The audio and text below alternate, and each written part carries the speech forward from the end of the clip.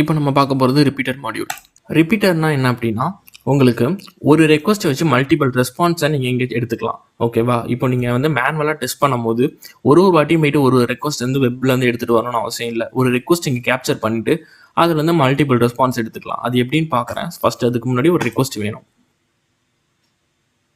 Okay, தென் Shopify Myntra போகும். Okay,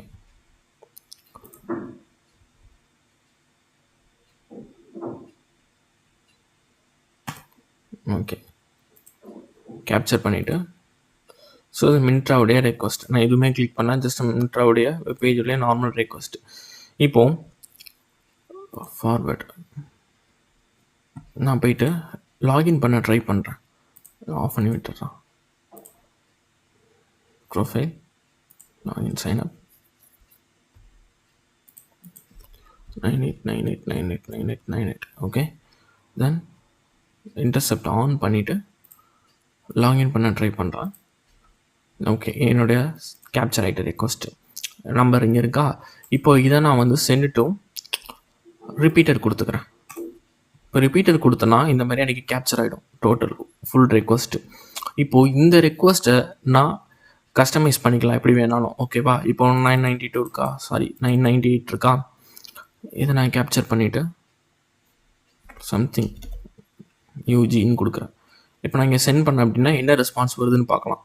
okay, invalid number வருது. Okay அப்படின்னா சாரி, ஓகே, தென் வேறு ஏதாவது கொடுக்குறேன் ஒரு ஒன். ஸோ இந்த மாதிரி கொடுத்து ஒரு ரெக்வஸ்ட்லேருந்து மல்டிபிள் ரெஸ்பான்ஸ் எடுத்துக்கலாம். ஓகேவா? இது எதுக்கு பண்ணணும்னா, ஸோ இது பண்ணாமல் இருந்தால் எப்படி இருக்குன்னு கொஞ்சம் யோசிச்சு பாருங்கள். நீங்கள் வந்து ப்ராக்ஸியில் போகிறீங்க, ரிப்பீட்டர்னு ஒரு மாடியூலே கிடையாது. ஓகேவா? ஓகே, ரிப்பீட்டர்னு ஒன்று கிடையவே கிடையாது, வெறும் ப்ராக்ஸி மட்டும்தான் இருக்குது. ஸ்டாப் ஆன் பண்ணி விட்டுறீங்க. ஆன் பண்ணிவிட்டு ஜஸ்ட் அகெயின் நம்பர் ஃபார்வர்ட் கொடுக்குறீங்க, மறுபடியும் நம்பர் வருது. இப்போ அந்த நம்பரை வந்து நான் வேறு நம்பர் மாற்றி பார்க்குறேன். 9798967879. ஓகே, ஸோ இந்த மாதிரி பண்ணிவிட்டு தென் ஃபார்வர்ட் கொடுக்குறேன். ரெக்வஸ்ட்டு போது ஒரு ரெஸ்பான்ஸ் வருது.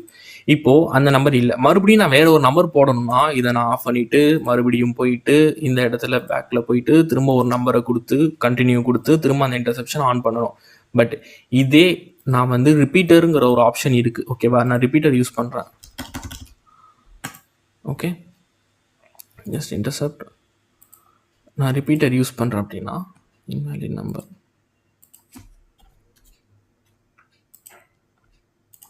ஓகே, ரிப்பீட்டர் யூஸ் பண்ணுறேன் அப்படின்னா இந்த ஒரு ரெக்வஸ்ட்டை நான் கேப்சர் பண்ணி மல்டிபிள் ஒர்க் பண்ணிக்கலாம், ரெஸ்பான்ஸ் எடுத்துக்கலாம். ஓகேவா? நான் ரிப்பீட்டருக்கு மாற்றி விட்டுறேன். Send to repeater.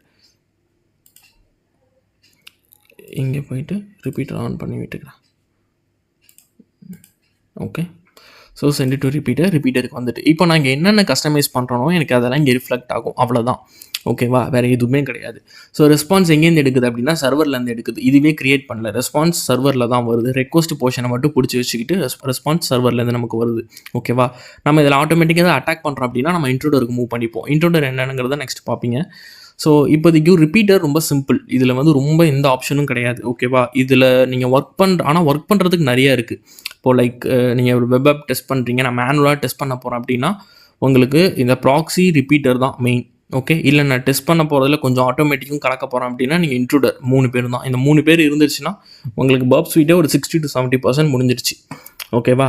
ஸோ ரிப்பீட்டரில் வேறு எதுவும் பெருசாக பார்க்குறதுக்கு கிடையாது. தென் HTTP சப்போர்ட் பண்ணோம். இது வந்து உங்களுக்கு தெரியும், டார்கெட்டுடைய ஐபி. ஸோ இப்போ நம்ம இந்த ரெக்வஸ்ட்டை கேப்சர் பண்ணியிருக்கோம். ஸோ இந்த ரெக்வஸ்ட்டுடைய இந்த ஐபி தான் இங்கே ஷோ ஆகிட்டு இருக்கு. ஓகேவா? நம்ம வேறு ரெக்வஸ்ட் கேப்சர் பண்ணால் அந்த ஐபி இங்கே ஸ்டோ ஆகும். தென் வேறு என்ன இருக்குது, இங்கே டேப் க்ரியேட் பண்ணிக்கலாம், நியூ டேப்.